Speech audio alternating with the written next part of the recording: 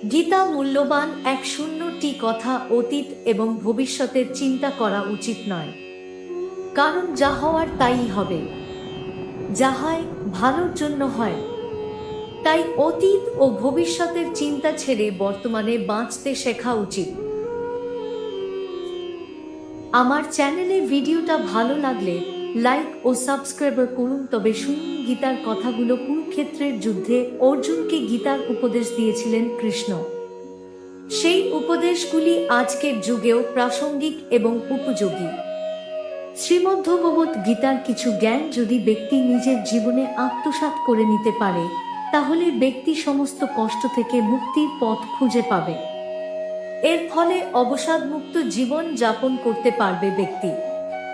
এখানে এমন এক শূন্যটি উপদেশ সম্পর্কে জানানো রইল, যা প্রত্যেক ব্যক্তিকে নিজের জীবনে মেনে চলা উচিত।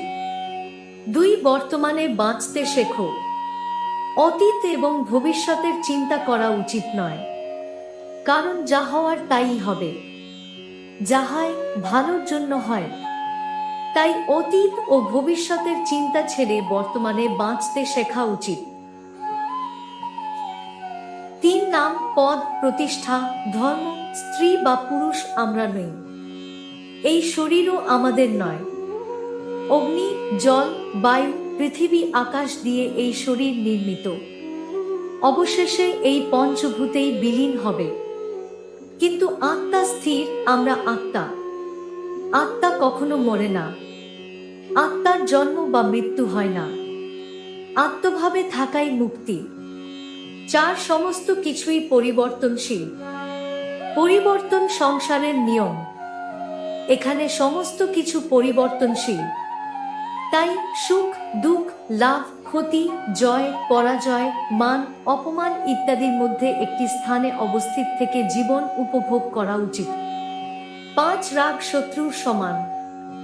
নিজের রাগ নিয়ন্ত্রণে রাখুন। রাগের ফলে ভ্রম সৃষ্টি হয়।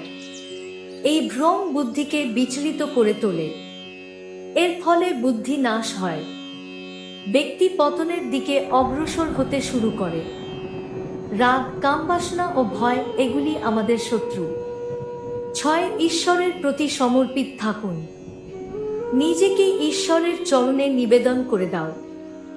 ঈশ্বর আমাদের রক্ষা করবেন এবং আমরা দুঃখ, ভয়, চিন্তা, শোক ও বন্ধন থেকে মুক্ত হতে পারব।